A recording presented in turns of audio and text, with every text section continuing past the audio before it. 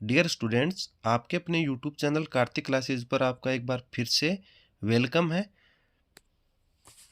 कल अपन ने अंग्रेजी विषय का पार्ट फर्स्ट से संबंधित वीडियो देख लिया था और आज अपन दूसरे पार्ट की ओर चलते हैं। इससे पहले मैं आपको ये बता देना चाहता हूँ कि 12वीं के भी जो भी पेपर हैं वो भी सारे जो शेखावटी मिशन 100 के तहत जारी किए गए हैं वो सारे पेपर आपको इस चैनल के माध्यम से देखने को मिलेंगे। तो आइए चलते हैं अपन अपने सेकेंड पार्ट की ओर। स्टूडेंट्स, आपके पेपर का जो 7वां नंबर का जो क्वेश्चन होगा वो रिपोर्टेड स्पीच से संबंधित होगा, जिसको आप डायरेक्ट इनडायरेक्ट भी कहते हैं। तो इससे संबंधित जो भी यहाँ पे विवरण दे रखा है ये बहुत ही महत्वपूर्ण विवरण है। नरेशन दो प्रकार के होते हैं। एक डायरेक्ट स्पीच होते हैं, किसी व्यक्ति के वास्तविक शब्दों को ज्यों का त्यों कहना। जैसे कोई वक्ता है, कोई आदमी है जिसने कोई शब्द कहे हैं तो उनको ज्यों का त्यों कहना डायरेक्ट स्पीच कहलाता है। जैसे Saroj said to me, I shall go to market today. दूसरे जो प्रकार होते हैं वो है इनडायरेक्ट स्पीच। वक्ता के वास्तविक शब्दों को ज्यों का त्यों प्रयोग न करके केवल उन शब्दों का अर्थ ही प्रकट हो तो उसे इनडायरेक्ट स्पीच कहते हैं। जैसे Saroj told me that she would go to market that day. और डायरेक्ट स्पीच के दो भाग होते हैं, एक होता है रिपोर्टिंग वर्ब, दूसरा होता है रिपोर्टेड स्पीच। स्पीकर की बात को जिस वर्ब से शुरू किया जाए उसे रिपोर्टिंग वर्ब्स और वक्ता की जिस बात को दोहराया जाए उसे रिपोर्टिंग स्पीच कहते हैं। ये रिपोर्टिंग वर्ब और रिपोर्टेड स्पीच के बारे में यहाँ दे रखा है। मुख्य रूप से डायरेक्ट से इनडायरेक्ट में 5 प्रकार के वाक्यों को चेंज किया जाता है। पहले होते हैं सिंपल सेंटेंस, दूसरे होते हैं इंटेरोगेटिव सेंटेंस, तीसरे होते हैं इंपेरेटिव सेंटेंस, चौथे होते हैं ऑप्टेटिव सेंटेंस और पांचवे होते हैं एक्सक्लेमेटरी सेंटेंस। इनके जो जनरल रूल्स होते हैं वो यहाँ पे सारे दे रखे हैं, आपको इनको आसानी से लर्न कर लेना है।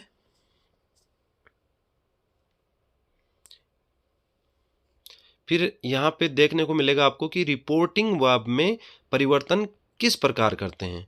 तो सेज टू को टेल्स में चेंज करते हैं, से टू को टेल में चेंज करते हैं, विल से टू को विल टेल में चेंज करते हैं और शैल वे टू को शैल टेल में और शेड टू को टोल्ड में चेंज करते हैं।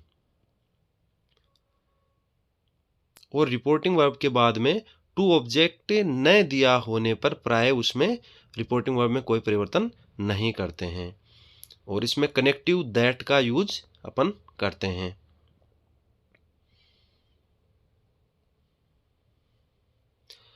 यदि रिपोर्टिंग वर्ब वर्तमान काल अथवा भविष्य काल में, मतलब प्रेजेंट टेंस या फिर फ्यूचर टेंस में दी गई हो तो रिपोर्टिंग स्पीच के टेंस में कोई परिवर्तन नहीं होता है।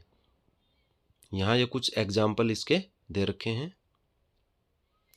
फिर यहाँ अपन देखते हैं टेंस संबंधी परिवर्तन। जब रिपोर्टिंग वर्ब भूतकाल में दी गई हो तो रिपोर्टेड स्पीच का टेंस निम्नानुसार बदलता है। वर्ब की फर्स्ट फॉर्म या उसमें ऐसे यस लगा हो तो वो उसको वर्ब की सेकंड फॉर्म में चेंज किया जाता है और वर्ब की सेकंड फॉर्म को हैड प्लस वर्ब की थर्ड फॉर्म में चेंज किया जाता है। Do not plus do not या डज नॉट और उसके साथ वर्ब की फर्स्ट फॉर्म हो तो उसको डिड नॉट प्लस वर्ब की फर्स्ट फॉर्म में चेंज किया जाता है। इसी प्रकार डिड नॉट प्लस वर्ब की फर्स्ट फॉर्म हो तो उसको हैड नॉट प्लस वर्ब की थर्ड फॉर्म में चेंज किया जाता है। इसी प्रकार is am are plus verb की फर्स्ट फॉर्म में आईएनजी हो तो वाज वर प्लस वर्ब की फर्स्ट फॉर्म में आईएनजी लगाया जाता है। इसी प्रकार ये कुछ और भी यहाँ पे दे रखे हैं, इनको आपको लर्न कर लेना है।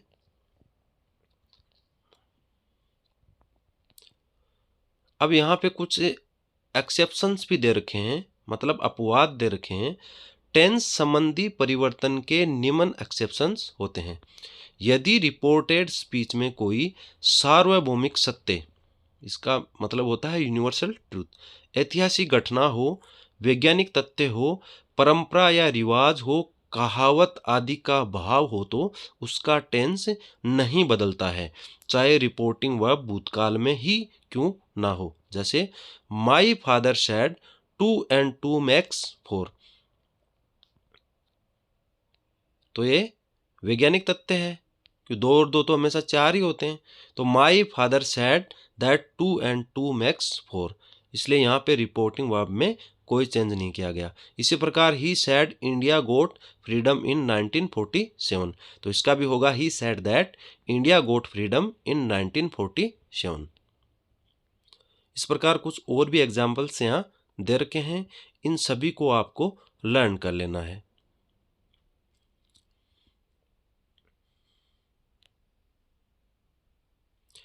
दूसरा है इसका, यदि भूतकाल में दो कार्य एक साथ हो तो टेंस में कोई परिवर्तन नहीं होता है।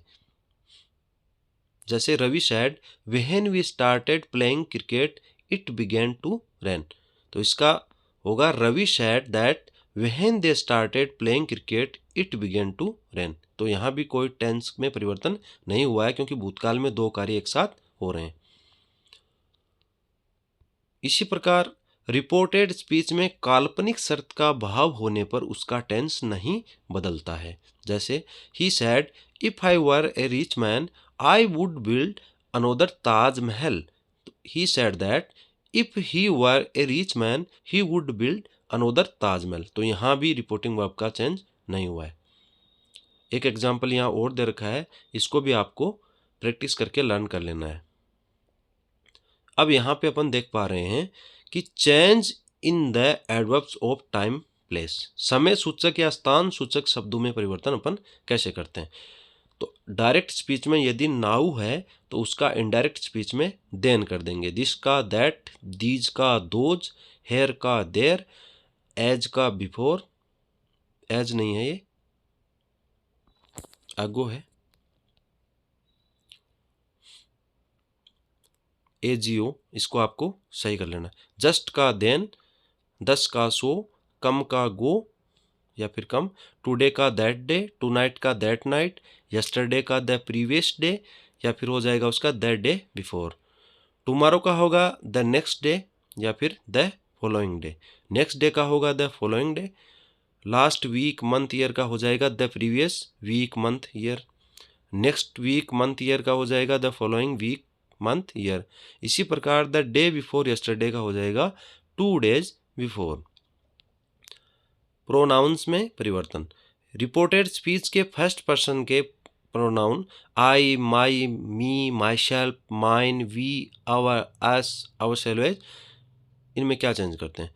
तो रिपोर्टिंग वर्ब के कर्ता के अनुसार बदलते हैं। जैसे Rajat said to me I am your friend, तो Rajat told me that he was my friend. इसी प्रकार कुछ और भी एग्जाम्पल यहाँ दे रखे हैं। रिपोर्टेड स्पीच के सेकंड पर्सन के pronoun you, yourself, yours reporting verb के कर्म के अनुसार मतलब ऑब्जेक्ट के अनुसार बदलते हैं। जैसे और यदि आरवी का रिपोर्टिंग वर्ब का ऑब्जेक्ट न दिया हो तो मी या फिर हिम को उसका ऑब्जेक्ट मान लिया जाता है। तो Ravi said to him you are not doing your work, तो इसका हो जाएगा Ravi told him that he was not doing this work. इसी प्रकार कुछ और एग्जाम्पल भी यहाँ दे रखे हैं, इनको आपको लर्न कर लेना है। रिपोर्टेड स्पीच के थर्ड पर्सन के प्रोनाउन को इनडायरेक्ट स्पीच में नहीं बदलते हैं। He, they, it, his, her, them, the, इन सब को चेंज नहीं करते हैं। तो संक्षेप में प्रोनाउन को reporting verb S1 reported speech 1, 2, 3 के अनुसार बदलते हैं। ये एक सूत्र है।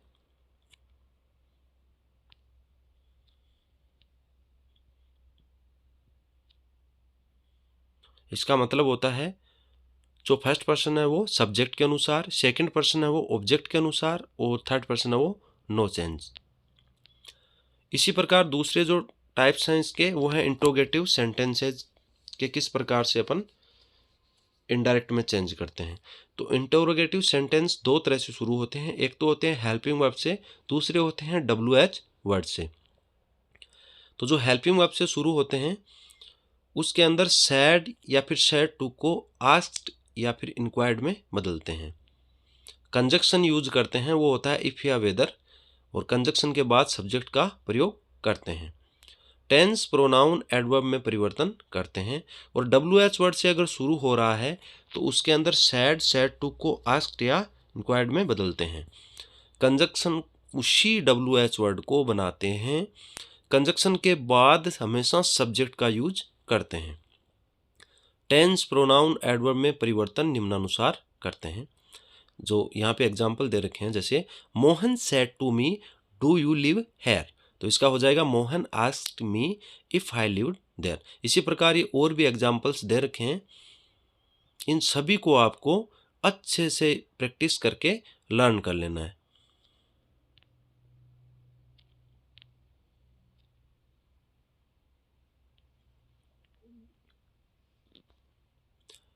तीसरे प्रकार के जो सेंटेंस होते हैं वो होता है इंपेरेटिव सेंटेंस।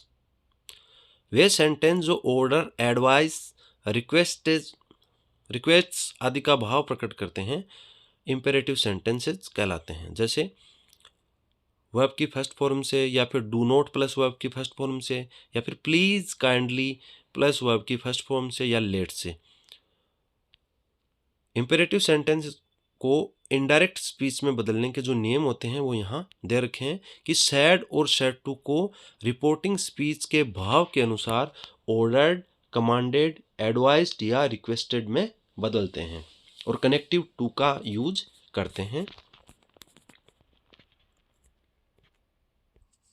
टू के बाद सदैव वर्ब की फर्स्ट फॉर्म का प्रयोग करते हैं, और रिपोर्टेड स्पीच के वाक्य में टेंस को छोड़कर शेष परिवर्तन नियमानुसार करते हैं।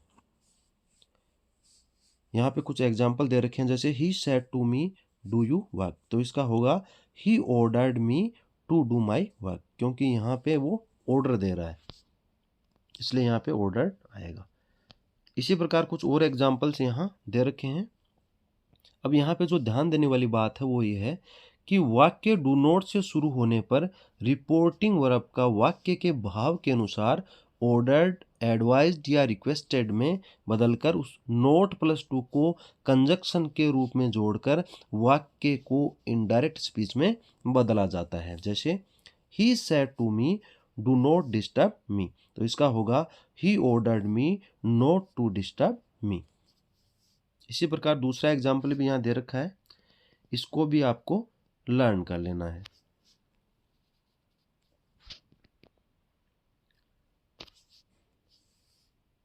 नकारात्मक शब्द नेवर होने पर नेवर के बाद टू का प्रयोग करते हैं। जैसे he said to me never tell a lie, तो इसका होगा he advised me never to tell a lie, मतलब नेवर के बाद में टू का प्रयोग किया जाएगा।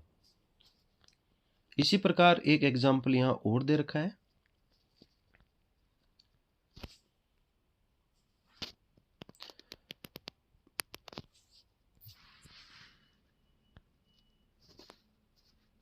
इन एग्जाम्पल को आपको अच्छे से लर्न कर लेना है। उपरोक्त वाक्यों में डू नॉट को हटाकर फॉरवर्ड का प्रयोग किया जा सकता है। जैसे my father said don't abuse others, तो इसका होगा my father forbade to abuse others. एक एग्जाम्पल यहाँ और दे रखा है, इसको भी आपको लर्न कर लेना है। वाक्य में प्लीज काइंडली का प्रयोग होने पर रिपोर्टिंग वर्ब को रिक्वेस्टेड में बदलते हैं, तथा इनडायरेक्ट स्पीच में प्लीज या काइंडली को हटा देते हैं। जैसे he said to the teacher please mark me present, तो इसका होगा he requested the teacher to mark him present. इसी प्रकार और एग्जाम्पल यहाँ दे रखे हैं, इन सभी को आपको लर्न कर लेना है। बहुत ही इंपॉर्टेंट ये एग्जाम्पल्स हैं।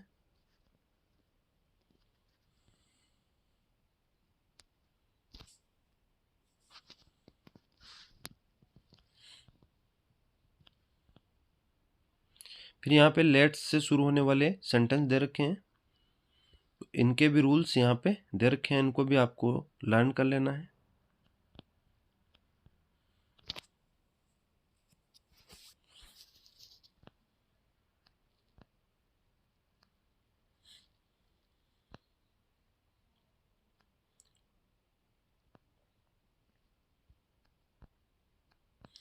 अब यहाँ पे पिछले पेपर में most of the questions interrogative imperative में से उठाए गए थे। ये आपके पिछले एग्जाम्स में आए हुए क्वेश्चंस हैं, इनको आपको सॉल्व करना है।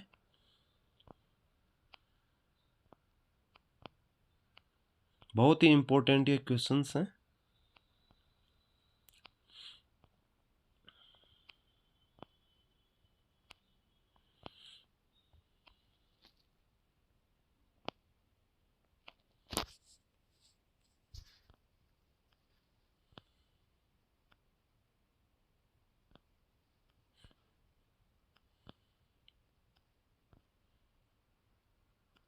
जितने क्वेश्चंस की आप प्रैक्टिस करेंगे उतना ही आपके अधिकतम अंक आने के चांस बढ़ेंगे।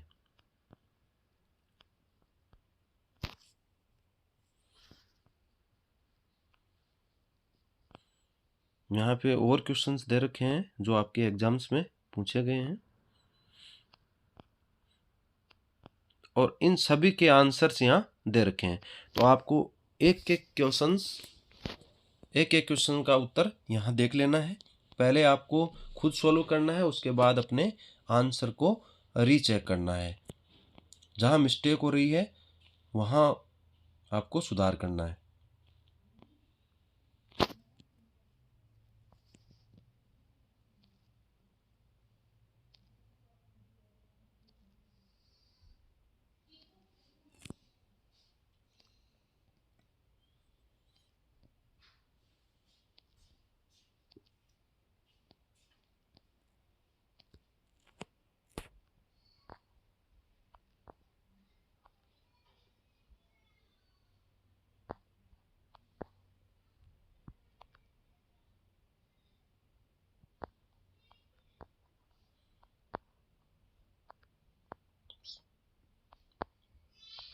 अब अपन चलते हैं अपने अगले क्वेश्चन की ओर, जो कि 8 नंबर का क्वेश्चन होगा और 2 नंबर का है, मतलब 2 मार्क्स का ये क्वेश्चन पूछा जाएगा। और ये होगा सब्जेक्ट वर्ब एग्रीमेंट से संबंधित। इसका जो पहला रूल होगा वो होता है, यदि 2 सिंगुलर नाउन्स एंड से जुड़कर सब्जेक्ट के रूप में प्रयुक्त हो तो हमेशा प्लूरल वर्ब आएगी।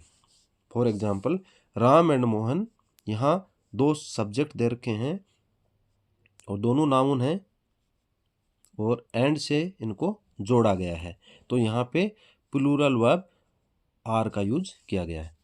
इसी प्रकार कुछ पेयर वर्ड्स जैसे bread and butter, rice and curry, slow and steady, hammer and sickle, age and experience, truth and honesty, horse and carriage, bag and baggage, sum and substance etcetera का प्रयोग subject के रूप में हो तो singular verb का प्रयोग होगा, क्योंकि इनमें एक की वस्तु या भाव का बोध होता है। For example, bread and butter is my favourite lunch. तीसरा रूल यहाँ दे रखा है, इसको भी आपको लर्न कर लेना है, और इसके एग्जाम्पल्स यहाँ दे रखे हैं, इनको भी आपको लर्न कर लेना है। इसी प्रकार चौथा रूल, फिर पांचवा, रूल नंबर 6, इसके बाद में रूल नंबर 7, रूल नंबर 8, इसके बाद में rule number 9, rule number 10, rule number 11, इसके एग्जाम्पल, फिर रूल नंबर 12 है और उसका एग्जाम्पल भी यहाँ दे रखा है।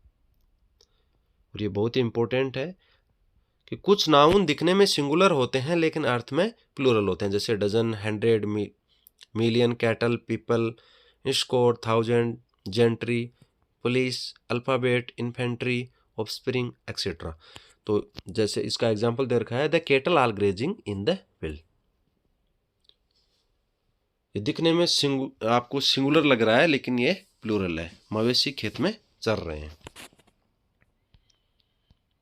ऐसे ही यहाँ पे कुछ और एग्जाम्पल दे रखे हैं, कुछ रूल्स दे रखे हैं, रूल नंबर 13, फिर यहाँ 14, इसके बाद 15, इनके एग्जाम्पल्स, ये सब आपको लर्न कर लेने हैं। इसके बाद आपको यहाँ पे एक्सरसाइज देखने को मिलेगी। इन सारे एक्सरसाइज को आपको, इस एक्सरसाइज के जो सारे एग्जाम्पल हैं इनको आपको देख लेना है, सारे क्वेश्चंस को, और इनको आपको सॉल्व करना है।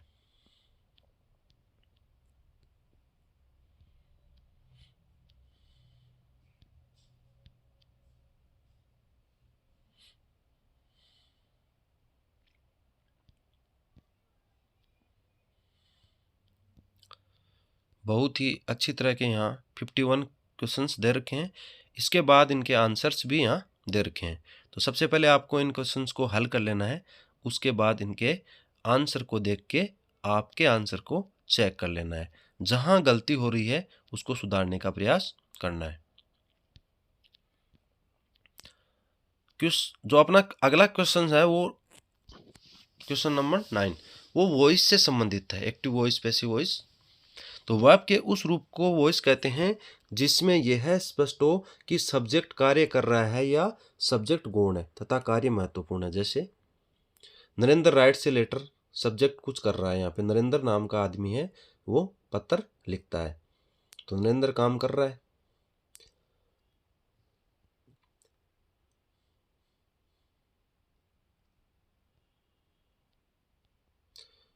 अब यहाँ पे एक्टिव वॉइस के बारे में बता रखा है, इसको आपको लर्न कर लेना है।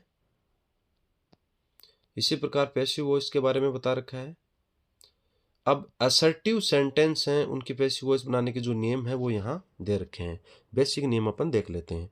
एक्टिव वॉइस के सेंटेंस के ऑब्जेक्ट को सब्जेक्ट बनाते हैं सबसे पहले, उसके बाद हेल्पिंग वर्ब का प्रयोग करते हैं, मैन वर्ब की थर्ड फॉर्म का यूज करते हैं, और पैसिव वॉइस के सेंटेंस में बाई प्लस ऑब्जेक्ट का यूज करते हैं। एक्टिव वॉइस के सेंटेंस के सब्जेक्ट को पैसिव वॉइस का ऑब्जेक्ट बनाते हैं। ये तो इसके मेन नियम हैं। और प्रोनाउन संबंधी जो चेंजेज हैं वो कैसे करते हैं वो भी यहाँ दे रखे हैं। पैसिव वॉइस बनाते समय यदि सब्जेक्ट या ऑब्जेक्ट के रूप में कोई नाउन होता है तथा सब्जेक्ट प्रोनाउन हो तो उसे निम्नानुसार बनाते हैं। कैसे? सब्जेक्ट अगर ही है तो हिम में चेंज कर देंगे, सी है तो हर में, आई है तो मी में, वी है तो अस में, यू है तो यू में, और इट में, और देम में। ऑब्जेक्ट हमेशा मैन वर्ब के तुरंत बाद आता है, ये बात अपने को गांठ बांध लेनी है। और टेंस संबंधी जो चेंजेज है वो कैसे करते हैं वो भी अपन देख लेते हैं। यदि एक्टिव वॉइस में मैन वर्ब की फर्स्ट फॉर्म प्लस एस या येस है तो is am are plus verb की थर्ड फॉर्म। तो पैसिव वॉइस में हमेशा मैन वर्ब की थर्ड फॉर्म का यूज किया जाता है, ये अपने को गांठ बांध लेना है। फिर डू नॉट या डज नॉट प्लस वर्ब की फर्स्ट फॉर्म हो तो उसको is am are plus not plus verb की थर्ड फॉर्म में चेंज करते हैं। Is am are plus verb की first form plus I N G हो तो उसको is am are plus being plus verb की थर्ड फॉर्म में चेंज करते हैं। हैड हैव प्लस वर्ब की थर्ड फॉर्म हो तो उसको, हैड नहीं है, हैज है, हैज हैव प्लस वर्ब की थर्ड फॉर्म हो तो उसको has have plus been plus verb की थर्ड फॉर्म में चेंज करते हैं। वर्ब की सेकंड फॉर्म को वोज वर्ब प्लस वर्ब की थर्ड फॉर्म में चेंज करते हैं। डिड नॉट प्लस वर्ब की फर्स्ट फॉर्म को was verb plus not plus verb की थर्ड फॉर्म में यूज करते हैं। और वोज वर्ब प्लस वर्ब की first form plus I N G को was verb plus being plus verb की थर्ड फॉर्म में चेंज करते हैं। इसी प्रकार जो अन्य है वो भी अपन देख लेते हैं। हैड प्लस वर्ब की थर्ड फॉर्म को had plus been plus verb की थर्ड फॉर्म में चेंज करते हैं। विल हैव या शैल हैव प्लस वर्ब की थर्ड फॉर्म को will have shall have plus been plus verb की थर्ड फॉर्म में चेंज करते हैं। और जो मॉडल वर्ब हैं जितने भी, shall, will, can, should, might, must, need not, use to, would, could, may, ought to, dare not plus verb की फर्स्ट फॉर्म, क्योंकि मॉडल के बाद हमेशा मैन वर्ब की फर्स्ट फॉर्म आती है, तो इनको अपन modals plus be plus verb की थर्ड फॉर्म में चेंज करते हैं। बी यहाँ पे इसलिए लगाया जाता है क्योंकि मॉडल के बाद में हमेशा मैन वर्ब की फर्स्ट फॉर्म का यूज होता है। और चूंकि अपन अभी पढ़ा है अपने की पैसिव वॉइस में हमेशा मैन वर्ब की थर्ड फॉर्म आती है, तो मैन वर्ब की थर्ड फॉर्म लगाने के लिए मॉडल के बाद में बी लगा दिया जाता है। अब यहाँ पे कुछ एग्जाम्पल्स दे रखे हैं। इन सारे एग्जाम्पल्स को आपको खुद को सॉल्व करना है। पहले खुद सॉल्व करेंगे, उसके बाद आप इनके आंसर से इनको रीचेक करेंगे। बहुत ही इंपॉर्टेंट ये क्वेश्चंस हैं। अब बात आती है डबल ऑब्जेक्ट्स वाले वाक्यों का पैसिव वॉइस अपन कैसे बनाते हैं। तो कुछ क्रियाओं के दो ऑब्जेक्ट होते हैं, एक होते हैं इनडायरेक्ट जो कि सजीव वाले होते हैं, दूसरे होते हैं डायरेक्ट ऑब्जेक्ट जो कि निर्जीव। तो पैसिव वॉइस के इनमें से किसी भी ऑब्जेक्ट को सब्जेक्ट बनाया जा सकता है। यदि डायरेक्ट ऑब्जेक्ट को सब्जेक्ट बनाया जाता है तो इनडायरेक्ट ऑब्जेक्ट के पहले टू लगाया जाता है। अब इसके एग्जाम्पल देख लेते हैं। जैसे my father will present me a gift, तो I shall be presented a gift by my father. और इसको डायरेक्ट ऑब्जेक्ट से बनाएंगे तो a gift will be presented to me by my father, तो यहां टू लगा देते हैं।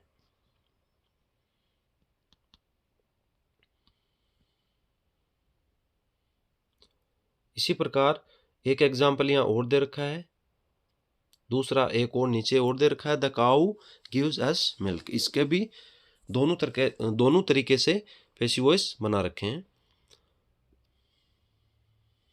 और कुछ सब्जेक्ट ऐसे होते हैं जो अनइम्पोर्टेंट होते हैं, जैसे someone, somebody, everyone, everybody, no one, nobody, people, all of them, they, teacher, doctor, police, farmer, etcetera.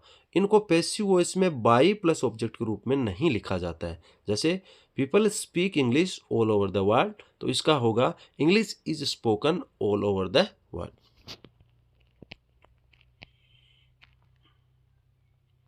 इसी प्रकार ये कुछ और एग्जाम्पल्स यहाँ देखने को मिल रहे हैं, इन सभी को आपको अच्छे से लर्न करना है। नोबडी अथवा नो वन को छोड़ने पर पैसिव को नकारात्मक बनाते हैं। जैसे nobody can mend this broken table, तो इसका होगा this broken table can not be mended. इसी प्रकार no one will support you, you will not be supported. To plus verb की फर्स्ट फॉर्म यानी टू इन्फिनेटिव वाले वाक्य का पैसिव वॉइस कैसे बनाते हैं। यदि एक्टिव वॉइस में is, am, are, was, were, has, have, had, shall, have, will के पश्चात टू प्लस वर्ब की फर्स्ट फॉर्म ऑब्जेक्ट का प्रयोग हो, मतलब टू इन्फिनेटिव का यूज हो, तो पैसिव निम्न प्रकार बनाते हैं। Subject plus helping verb plus to plus be plus verb की third form plus by plus object. जैसे Rajat has to read English, तो इसका बनेगा English has to be read by Rajat. इसी प्रकार और एग्जाम्पल्स भी यहाँ दे रखे हैं, इन सभी को आपको लर्न करना है। बी प्लस गोइंग टू वाले वाक्य का पैसिव वॉइस कैसे बनाते हैं, तो इसका भी यहाँ पे तरीका बता रखा है और कुछ एग्जाम्पल्स भी यहाँ दे रखे हैं। इन सभी को आपको सीखना है। सबसे पहले प्रैक्टिस करोगे तो आप आराम से सीख जाओगे। अब फ्रेजल वर्ब्स वाले वाक्यों का पैसिव वॉइस कैसे बनाते हैं। जैसे मैन वर्ब की फर्स्ट फॉर्म प्लस प्रेपोजिशन को एक साथ ही रखा जाता है इसमें पैसिव वॉइस में। The girls laughed at him, तो he was laughed at by the girls, तो लाफ्ड एट को एक साथ यहाँ रखा गया है। इसी प्रकार और एग्जाम्पल भी यहाँ दे रखे हैं जो कि बहुत ही इंपॉर्टेंट है। अब अपन इंपेरेटिव सेंटेंस की ओर चलते हैं। वे वाक्य जिनमें आदेश, ऑर्डर, आदेश का मतलब ऑर्डर, सलाह यानी एडवाइस, प्रार्थना, रिक्वेस्ट आदि का भाव होता है, वो कैसे कहलाते हैं, इंपेरेटिव सेंटेंस कहलाते हैं। ये निम्न चार तरह से शुरू होते हैं, या तो वर्ब की फर्स्ट फॉर्म से, या प्लीज काइंडली से, या डू नॉट से, या लेट से। अब इनकी जो पैसिव वॉइस कैसे बनती है, let plus object plus be plus verb की थर्ड फॉर्म प्लस अदर चीजें। तो इसका होगा जैसे पोस्ट दिस लेटर, तो बोलेगा let this letter be posted. Bring a glass of water, let a glass of water be brought. तो ये कुछ इंपॉर्टेंट यहाँ एग्जाम्पल्स हैं, सारे अपने को लर्न करने हैं। वर्ब की फर्स्ट फॉर्म के बाद ऑब्जेक्ट न होने पर, यदि वाक्य में वर्ब के बाद ऑब्जेक्ट न हो या दिए गए वाक्य में आदेश, प्रार्थना, सलाह आदि का स्पष्ट भाव होने पर उसका पैसिव वॉइस निम्न प्रकार से बनाया जाता है। जैसे you are ordered to plus subject plus sentence. जैसे कीप क्वाइट, तो you are ordered to keep quiet, same का सेम रख दिया। ऐसे get out, you are ordered to get out. Come here, you are ordered to come here. Stop, you are ordered to stop, तो same का same रख दिया जाता है। इसी प्रकार work hard, you are advise to work hard, help me, you are requested to help me. Please या kindly से जो शुरू होने वाले वाक्य हैं उनका पैसिव वॉइस कैसे बनाते हैं? ये प्रार्थना का भाव देते हैं, रिक्वेस्ट का भाव देते हैं, अतः इनको पैसिव वॉइस में you are requested plus to plus वाक्य के रूप में बदलते हैं। प्लीज काइंडली को छोड़ देते हैं, जैसे please give me your pen, तो you are requested to give me your pen. इसी प्रकार kindly lend me 100 rupees, you are requested to lend me 100 rupees. और भी यहाँ पे कुछ एग्जाम्पल्स दे रखे हैं, इनको भी आपको लर्न करना है। डू नॉट से शुरू होने वाले वाक्य, इनको वाक्य के भाव के अनुसार निम्न तरीके से बदलते हैं, जैसे you are ordered plus not plus to plus sentence, तो डू नोट को मतलब डोंट को छोड़ देते हैं। अब इनके एग्जाम्पल यहाँ अपन नीचे देखते हैं। डू नॉट गो देयर, तो you are ordered not to go there. इसी प्रकार don't waste your time, you are advised not to waste your time. Kindly don't make a noise, you are requested not to make a noise. अब यहाँ do not से शुरू होने वाले वाक्यों में ऑर्डर्ड या एडवाइज्ड के स्थान पर फॉरबिडन का प्रयोग किया जा सकता है, जैसे डू नॉट थ्रो स्टोन्स, तो इसका होगा you are forbidden to throw stones. Do not tell a lie, you are forbidden to tell a लाई।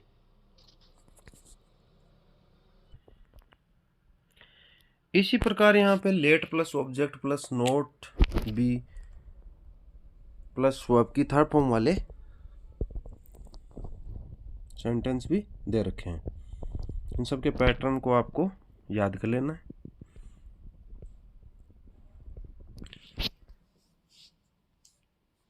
कुछ एक्टिव वॉइस वाले वाक्य सजेशन का भाव प्रकट करते हैं। ऐसे वाक्य में शुड का प्रयोग करके इन्हें निम्न तरह पैसिव वॉइस में बदलते हैं, जैसे help the needy and poor, तो इसका होगा the needy and poor should be help. Love the kids should be love. Hear him now, he should be heard now.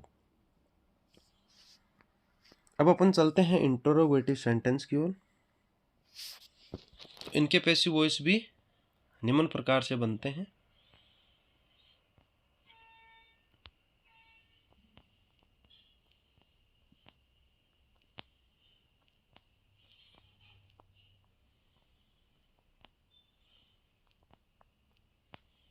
इसके बाद में यहाँ पे एक्सरसाइज दे रखी हैं, इनको आपको इन एक्सरसाइज की प्रैक्टिस करनी है।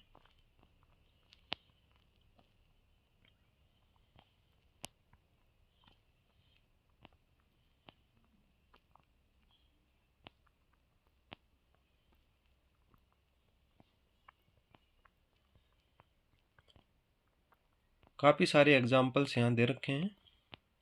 इसके बाद में यहाँ इनके आंसर्स दे रखे हैं। पहले आपको सारे क्वेश्चंस को हल कर लेना है, उसके बाद आंसर चेक करना है। जहाँ गलती हो रही है उसको दोबारा से रीचेक करना है कि क्या गलती हो रही है और क्यों हो रही है। जल्दबाजी नहीं करनी है।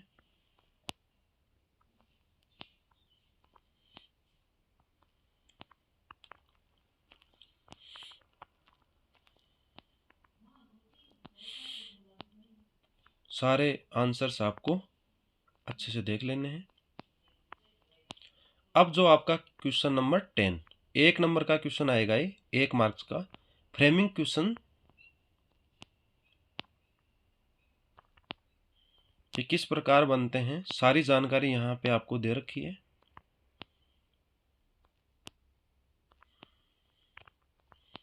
इनको भी आपको अच्छे से लर्न कर लेना है।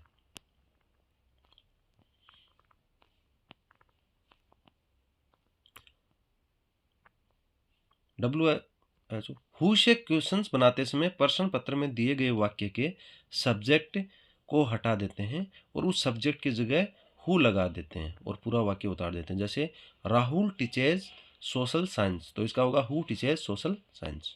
इसी प्रकार हु से कैसे बनाते हैं वो भी यहाँ दे रखा है, इसको भी आपको लर्न कर लेना है। हुम से कैसे बनाते हैं वो भी आपको अच्छे से लर्न कर लेना है। इसके बाद व्हाट से कैसे बनाते हैं, विच से कैसे बनाते हैं, वाई से कैसे बनाते हैं, वेयर से कैसे बनाते हैं और व्हेन से कैसे बनाते हैं। इसके बाद हाउ से कैसे बनाते हैं, हाउ मैनी से कैसे बनाते हैं, हाउ मच से कैसे बनाते हैं और हाउ लॉन्ग से कैसे बनाते हैं।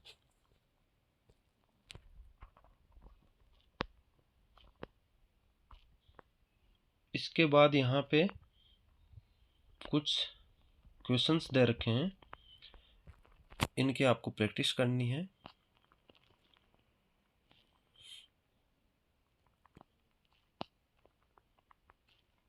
इनके सारों के आंसर्स आपको नीचे मिल जाएंगे।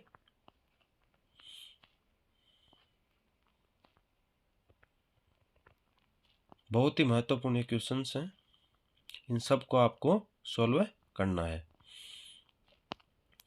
अब यहाँ पे इनके आंसर्स आना शुरू हो गए हैं। सारे क्वेश्चंस को आपको चेक करना है, आपकी जहां गलती हो रही है उसको सुधारना है।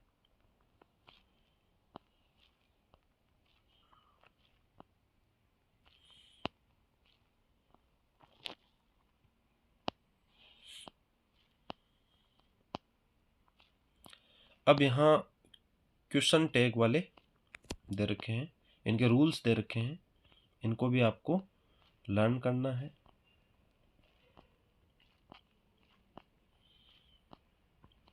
ये सारे महत्वपूर्ण रूल्स हैं।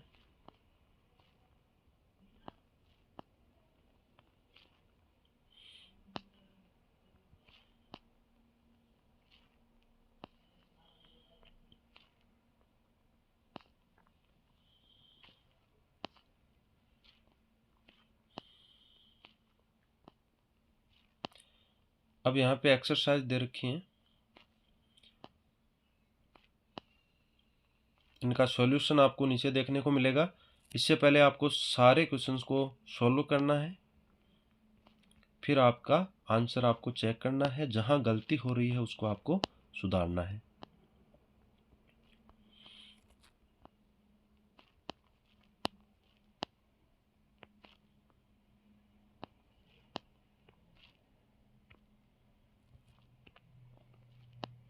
अब यहाँ पे आंसर्स दे रखे हैं, बहुत ही महत्वपूर्ण क्वेश्चंस हैं और इनके आंसर आपको देखने हैं, खुद सॉल्व करने हैं, जहां गलती हो रही है उसको सुधारना है। इसके बाद आपका जो सेक्शन डी है वो टेक्स्ट बुक से संबंधित है। जो आपका प्रश्न संख्या 11 है वो फर्स्ट फ्लाइट बुक के प्रोज भाग से आपको एक पैसेज पूछा जाएगा। यह 6 अंक का होगा। तो पैसेज इस प्रकार होंगे, इसको आपको बहुत ही ध्यानपूर्वक सबसे पहले पढ़ना है। उसके बाद जो क्वेश्चंस दे रखे हैं इनका सॉल्यूशन आपको करना है।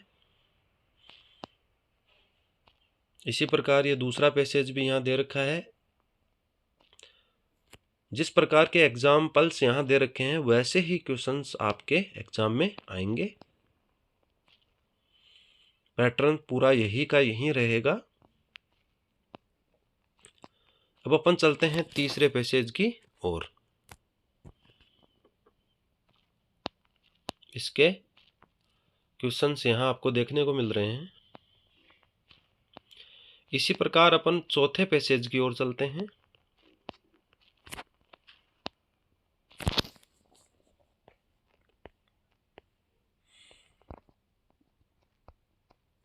इसी प्रकार पांचवा पैसेज,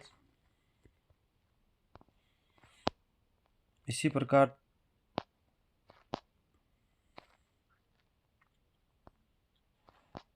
इसके आंसर्स क्वेश्चंस यहाँ दे रखे हैं, इनका आपको सॉल्यूशन करना है। इसी प्रकार छठा पैसेज, फिर इसके क्वेश्चंस, उसी प्रकार फिर सातवां पैसेज जो कि बहुत ही शॉर्ट टाइप है, फिर इसके क्वेश्चंस, ये आपके बुक से ही रिलेटेड हैं सारी चीज़ें। इसी प्रकार 8वां पैसेज, फिर इसके क्वेश्चंस, फिर 9वां पैसेज जो कि गौतम बुद्ध से रिलेटेड है, उसके बाद में इसके क्वेश्चंस सारे आपको सोल्व करने हैं। फिर एक 10वां पैसेज भी यहाँ दे रखा है। इसके बाद आपका जो 12वां क्वेश्चन है वो आपको शॉर्ट आंसर टाइप क्वेश्चंस आपकी फर्स्ट फ्लाइट बुक से पूछे जाएंगे। 4 प्रश्न आएंगे और आपको 3 का सॉल्यूशन करना है। प्रत्येक क्वेश्चन होगा वो 2 अंक का होगा, तो कुल मिला के 6 नंबर का ये प्रश्न होंगे। सबसे पहले आपका जो चैप्टर है ए लेटर टू गॉड, इससे ये क्वेश्चन यहाँ दे रखे हैं, इनके आंसर आपको लर्न करने हैं। सारे महत्वपूर्ण क्वेश्चंस हैं। दूसरा चैप्टर है Nelson Mandela long walk to freedom, उससे भी यहाँ कुछ क्वेश्चंस दे रखे हैं, इनको भी आपको लर्न करना है।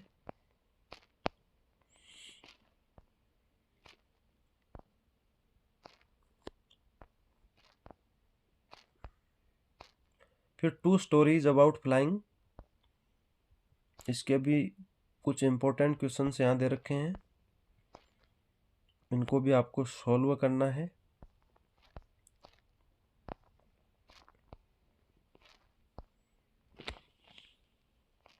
इसके बाद में from the diary of Anne Frank, इस चैप्टर से जो क्वेश्चंस हैं वो भी यहाँ दे रखे हैं। वेरी इंपॉर्टेंट क्वेश्चंस हैं ये सारे के सारे, इनको आपको लर्न करना है। इसके बाद में ग्लिम्पसेस ऑफ इंडिया,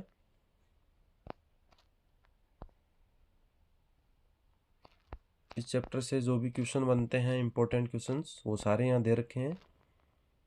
इसके बाद में मिजबिल द वोटर, इस चैप्टर से जो भी क्वेश्चंस हैं वो सारे यहाँ दे रखे हैं, बहुत ही महत्वपूर्ण ये क्वेश्चंस हैं। अगला चैप्टर है मैडम राइड्स द बस, इससे भी जो इंपॉर्टेंट क्वेश्चंस हैं वो उन सब का विवरण यहाँ आपको देखने को मिल रहा है। इसके बाद में द सरमन एट बनारस, इस चैप्टर से भी जो इंपॉर्टेंट क्वेश्चंस हैं वो सारे यहाँ पे मेंशन किए गए हैं। इसके बाद में जो आपका क्वेश्चन नंबर 13 है वो लॉन्ग आंसर टाइप क्वेश्चन है और आपकी फर्स्ट फ्लाइट बुक से ये पूछा जाएगा। जैसे क्वेश्चन है draw a character sketch of Lencho, तो ये a letter to God chapter से लिया गया है। तो लेंचो का आपको कैरेक्टर स्केच बनाना है, उसके कैरेक्टर का विश्लेषण यहाँ करना है। इसी प्रकार दूसरा क्वेश्चन जो कि बहुत इंपॉर्टेंट है, नेल्सन मंडेला वाले चैप्टर से लिया गया है।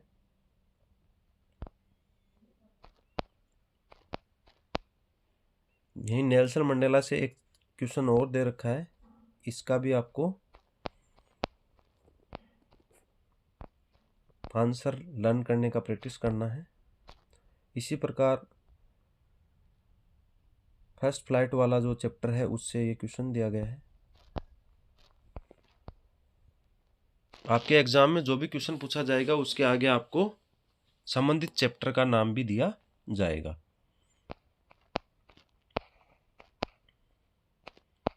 ये सारे क्वेश्चन हैं जो कि बहुत ज़्यादा इम्पोर्टेंट हैं।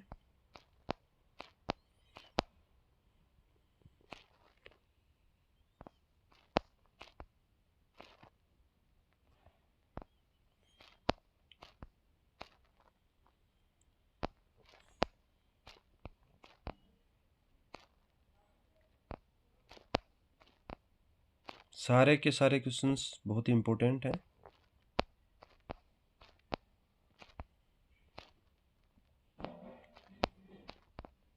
अब जो आपका 40 नंबर का जो क्वेश्चन होगा वो आपके फर्स्ट फ्लाइट बुक के द प्रपोजल पार्ट से पूछा जाएगा। ये 3 नंबर का क्वेश्चन होगा।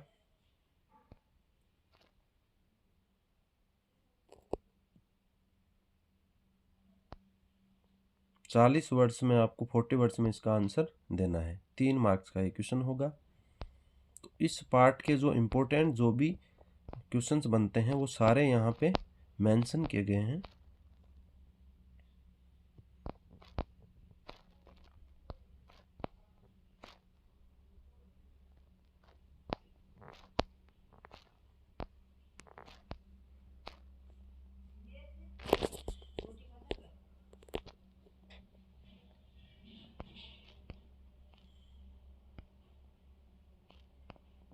इसके बाद में जो आपका 15 क्वेश्चन है वो पोएट्री स्टांजेज से संबंधित होगा। तो जो डस्ट ऑप्शन है उससे जो इम्पोर्टेंट स्टांजेज हैं वो यहाँ दे रखे हैं और उनसे कौन से क्वेश्चंस पुटअप किए जा सकते हैं वो यहाँ दे रखे हैं। इन सभी को आपको लर्न करना है। इसके बाद फायर एंड आइस से संबंधित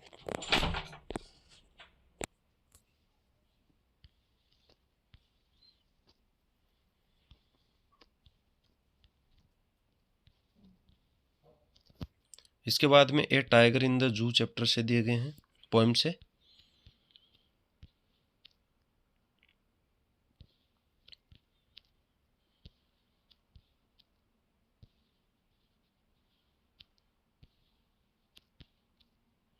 उसके बाद में how to tell wild animals जो पोएम है उससे स्टांजेस दे रखे हैं।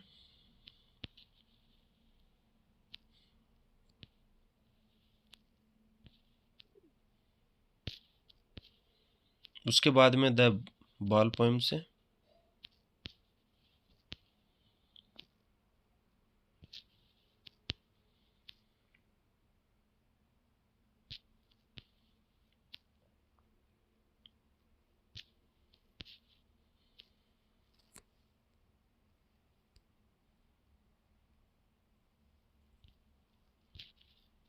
उसके बाद में अमेंडा से।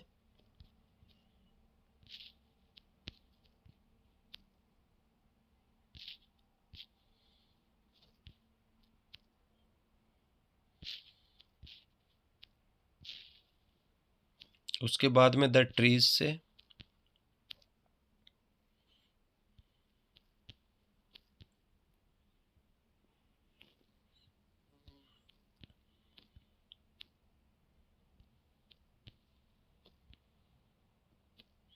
उसके बाद में फोक चैप्टर से, फोक पोएम से। उसके बाद में the tale of custard the dragon इस पोएम से। सारे ही इम्पोर्टेंट स्टांजेज हैं, इन सभी को आपको अच्छे से पढ़ना है और जो भी क्वेश्चंस दे रखे हैं उनको सॉल्व करना है। इसी प्रकार फॉर एन ग्रेगरी से दे रखा है। सारी की सारी इम्पोर्टेंट पोएम्स हैं।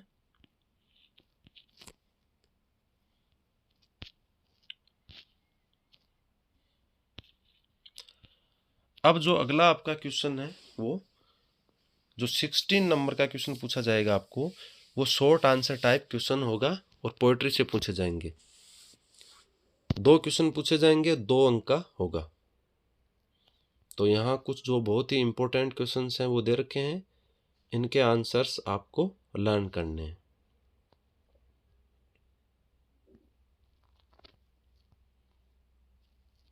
तीसरी पोएम है ए टाइगर इन द जू।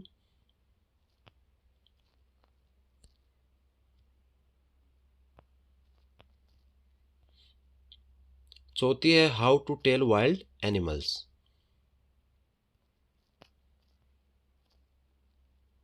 फिर यहाँ अगली पोएम दे रखी है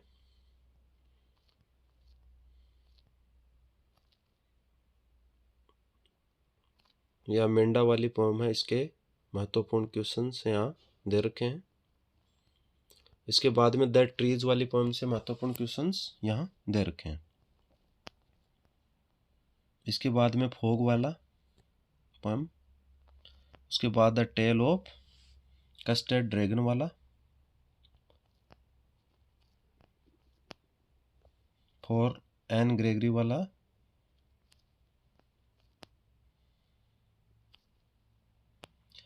अब जो आपका 17 नंबर का जो क्वेश्चन होगा वो आपकी जो पाठ्य पुस्तक है उससे 5 अंकों का लॉन्ग आंसर टाइप क्वेश्चन पूछा जाएगा, जो आपको लगभग 80 वर्ड्स में देना है। तो यहाँ पे जो महत्वपूर्ण क्वेश्चन हैं वो सारे मेंशन किए गए हैं।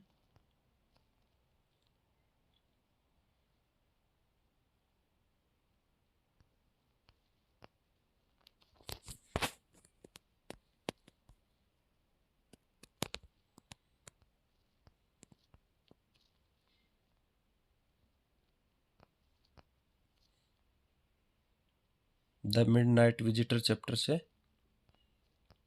उसके बाद में ये जो बोर्ड का मॉडल पेपर है इस 2021-22 उसमें भी ये क्वेश्चन पूछा गया था, वो यहाँ मेंशन किया हुआ है।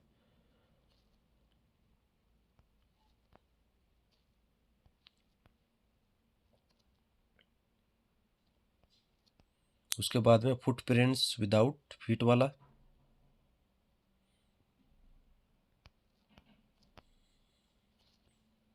प्रत्येक चैप्टर से लगभग 2-3 क्वेश्चंस दे रखे हैं जो कि बहुत ही महत्वपूर्ण है। यहाँ the making of a scientist वाला चैप्टर, उसके बाद में द नेकलेस वाला चैप्टर,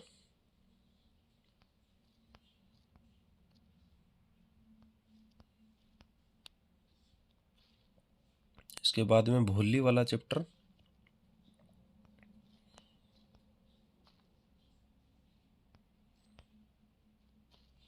उसके बाद में the book that saved the earth, ये वाला चैप्टर है। करेक्टर स्केच से संबंधित क्वेश्चन आने के पूरे चांसेस रहते हैं, इसलिए जो भी महत्वपूर्ण क्वेश्चन यहाँ दिए हुए हैं करेक्टर स्केच से संबंधित हैं उनको आपको पहले लर्न करना है।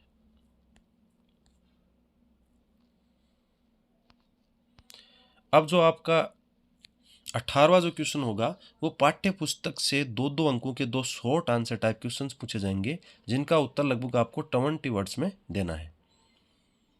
यहाँ जो भी महत्वपूर्ण क्वेश्चंस बन रहे हैं वो सारे यहाँ दिए हुए हैं।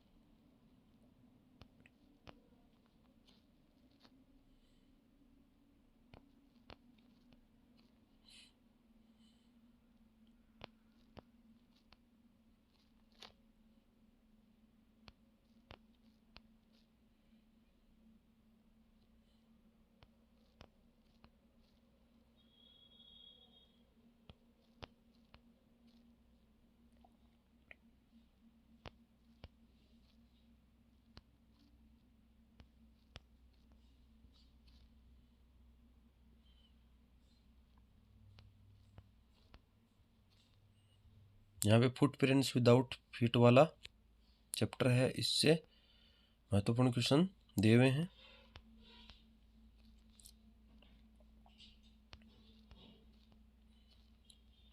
फिर the making of a scientist वाला चैप्टर है,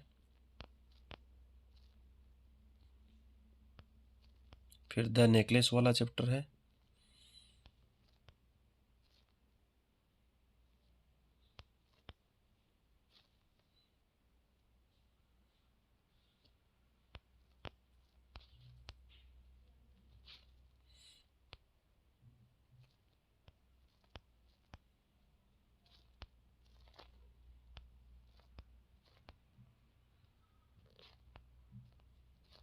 अगर इन सारे क्वेश्चंस को आप लर्न कर लेते हैं तो आपको ज़्यादा कुछ पढ़ने की ज़रूरत नहीं है।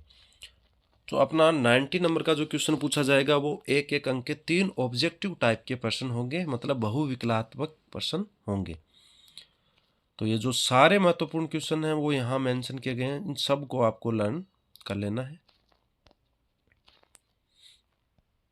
इन सब के आंसर्स भी आपको आगे ब्रैकेट में दिए हुए मिल रहे हैं।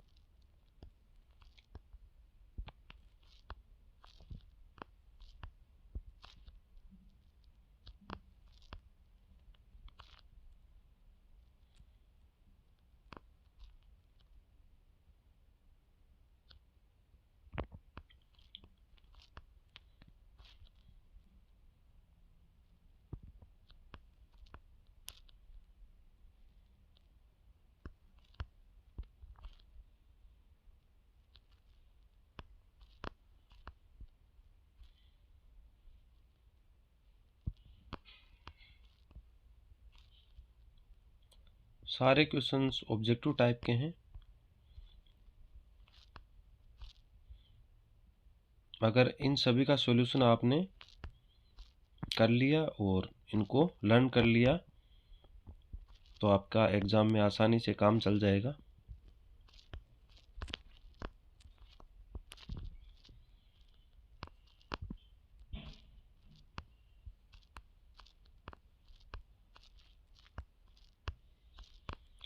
अब यहाँ आप देख पा रहे हैं जो मॉडल पेपर हैं वो आपके एग्ज़ाम में किस प्रकार का प्रश्न पत्र आएगा, मॉडल पेपर यहाँ देख रहे हैं आप। 80 नंबर का पेपर आपको पूछा जाएगा, 80 नंबर का।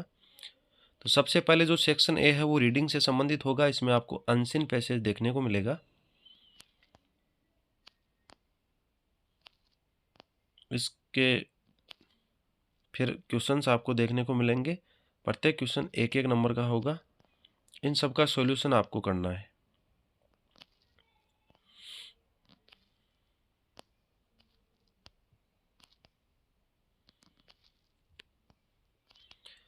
फिर जो दूसरा पैसेज है वो भी अनसीन पैसेज होगा। वो इस प्रकार से आपको दिया हुआ होगा। फिर उसके क्वेश्चंस दे रखे होंगे। इसके बाद में सेक्शन बी होगा, वो राइटिंग से संबंधित होगा। इसमें आपको लेटर और उसके अथवा में आपको ईमेल लिखना होगा। इसके एग्जाम्पल यहाँ दे रखे हैं।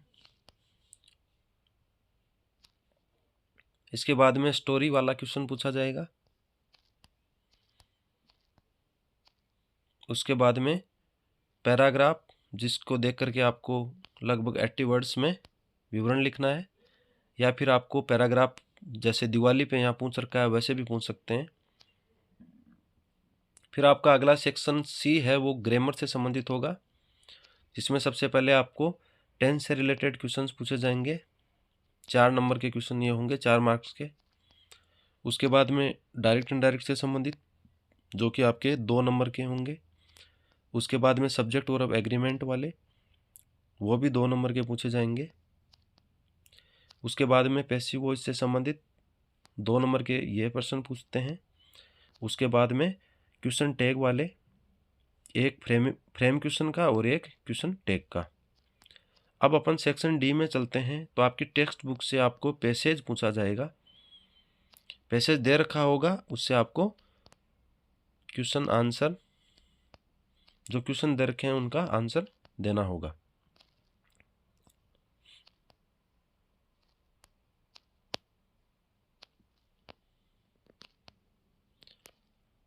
और इसके अथवा में भी आपको एक और पैसेज मिलेगा, जो आपको ज़्यादा बेहतर लगे उसका सॉल्यूशन आप कर सकते हैं।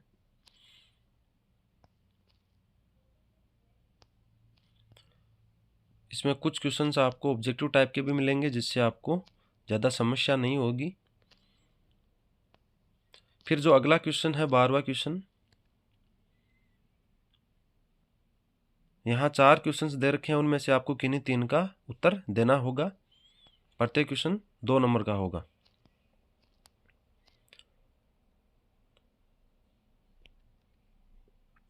इसी प्रकार जो 13 नंबर का जो क्वेश्चन है, उसमें आपको 2 क्वेश्चन दे रखे होंगे, उनमें से एक क्वेश्चन का सॉल्यूशन करना है और ये 5 मार्क्स का रहेगा। इसी प्रकार 14वां क्वेश्चन दे रखा है यहाँ पे।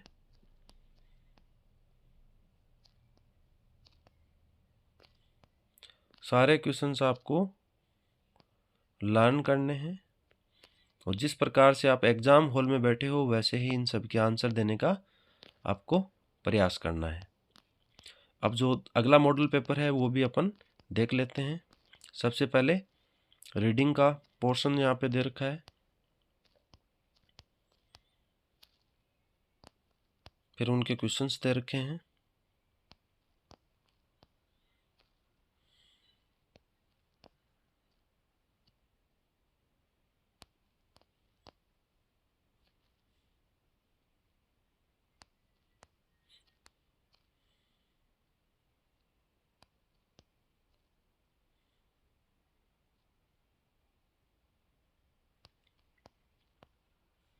फिर सेक्शन बी जो कि राइटिंग से संबंधित है, इसमें लेटर और उसके अथवा में आपको ईमेल वाला क्वेश्चन पूछा जाएगा।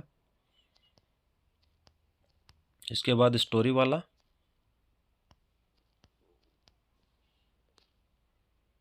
इसके बाद में पैराग्राफ वाला 4 मार्क्स का एक क्वेश्चन होता है। इसके अथवा में भी आपको पैराग्राफ से संबंधित ही और क्वेश्चन पूछा जाता है। बाद में सेक्शन सी जो ग्रामर से संबंधित है, सबसे पहले टेंस वाले, उसके बाद में डायरेक्ट इनडायरेक्ट वाले नरेशन से संबंधित, उसके बाद में सब्जेक्ट वर्ब एग्रीमेंट, और उसके बाद में पैसिव वॉइस, और इसके बाद में आपको फ्रेमिंग क्वेश्चन, क्वेश्चन टैग। उसके बाद आप चलते हैं सेक्शन डी की ओर, जहां आपको एक सीन पैसेज दिया हुआ मिलेगा आपकी नोटबुक से। उसमें से जो क्वेश्चंस पूछे जाते हैं उसके आंसर आपको देने हैं।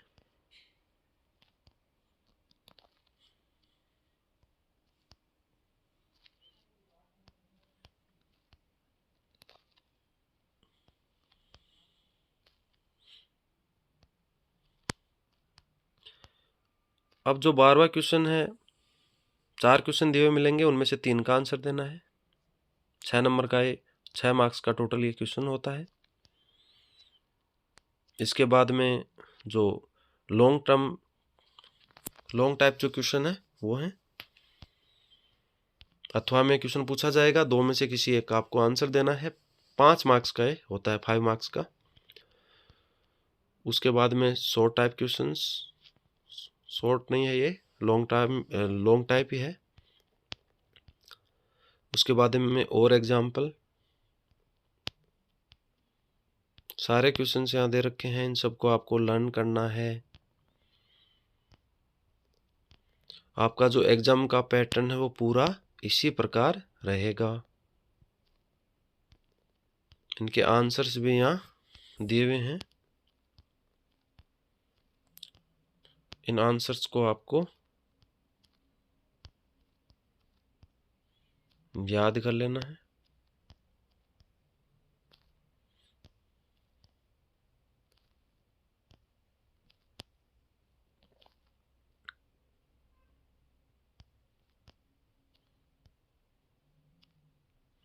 अब जो एक मॉडल पेपर और यहाँ दे रखा है,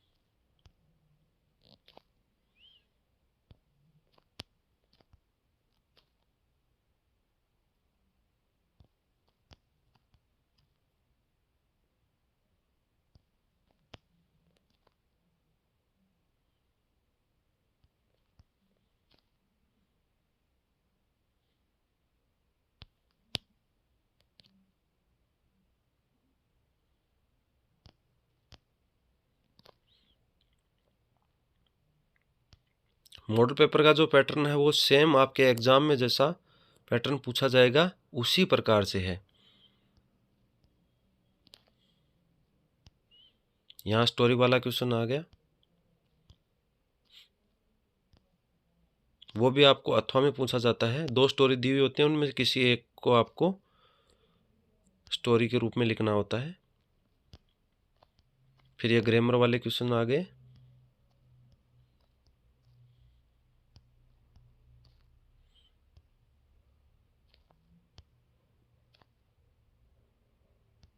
उसके बाद में टेक्स्ट बुक से जो पैसेज पूछा जाता है वो आ गया।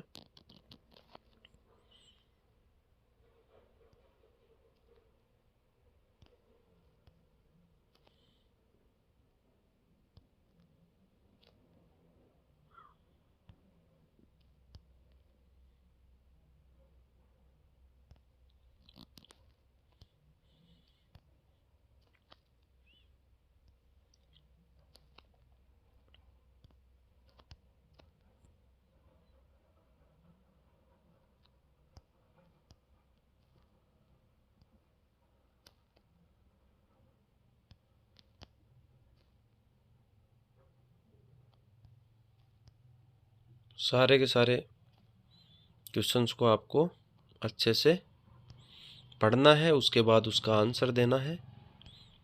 जितनी ज़्यादा आप प्रैक्टिस करोगे उतना ही आपके लिए अच्छा होगा। इस प्रकार ये मॉडल पेपर यहीं समाप्त होता है। Thank you for watching this video.